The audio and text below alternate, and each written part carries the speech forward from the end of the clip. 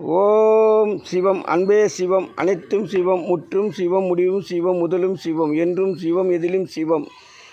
இயங்குவது சிவம். இயக்குவது சிவம். களைவது சிவம். கரைவது சிவம்.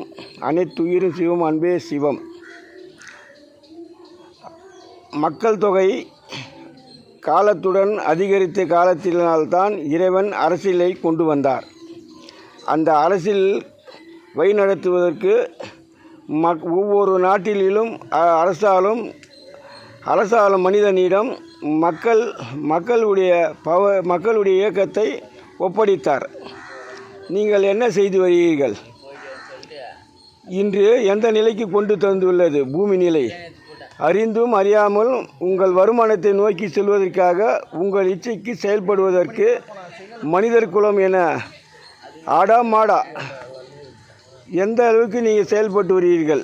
மனிதன் அனிதினமும் பல வழியில் துன்பத்திலும் துயரத்திலும் கொடுமையிலும் கொலையிலும் வாழ்ந்து கொண்டும் நிலையில் உங்கள் அரசாட்சி நடக்கின்றது.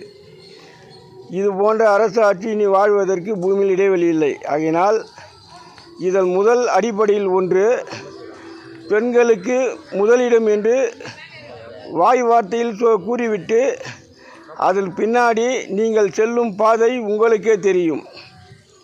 என்ன செய்தீர்கள்? சினிமா துறையை முதலில் மாற்றி அமையுங்கள். இந்த விளம்பர வீதிகளும் மாற்றி அமையுங்கள். ஒரு பெண்ணை நிறுவனமாக்கி ஒரு சிறிய ஆடையை அடித்து அதை படம் எடுத்து வீடியோக்கள் வெளியிட்டு அதை ஆண் மகனை கவர செய்து அதில் வருமானத்தை நோக்கி செல்கிற பாதையில் இது போன்ற நிலை உங்களுக்கு வேண்டுமா? இது போன்ற ஜென்மமா? நீங்கள் மனிதர்களா, இல்லை பேயா, பிசாசிகளா, இல்லை மிருகங்களா? நீங்கள் எதை வைத்து அவ்வாறு செயல்படுகிறீர்கள்? உங்கள் வீட்டிலும் பெண்கள் உள்ளார்கள், ஏன் அதை யோசிக்கவில்லை? மிருகமா நீங்கள்? நாய் போன்று செயல்படுகிறீர்களே அன்று நான் கேட்கவில்லை, இறைவன் கேட்கிறான். அதற்கு உங்கள் பதில் என்ன? மூடர்களே, இனி திருந்தி அதெல்லாம் மாற்றி அமையுங்கள். இது போன்ற நிகழ்வெல்லாம் எடுக்கக்கூடாது. மக்களை தூண்டச் செய்வது, கட்சி மூலமாக தூண்டச் செய்வது, அதன் மூலமாக பொதுநல சொத்துக்களை எல்லாம் சேதப்படுத்துவது, அதை சரி கட்ட மீண்டும் வரி பணத்தை உயர்த்துவது, அதனால் ஏழை மக்கள் பாதிப்படைவது, அந்த பாதிப்படைத்த மக்கள் வேதனையை தீர்க்க தெய்வங்கள் பல வழிகள் செய்வது, அதில் நீங்கள் குளிர் காய்வது, இது போன்ற நிலைகள்லாம் இனி பூமியில் இடைவெளி இல்லை.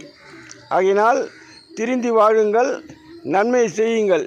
இல்லையே உங்களுடைய கதி அரோகரா தான். ஓம் சிவம்.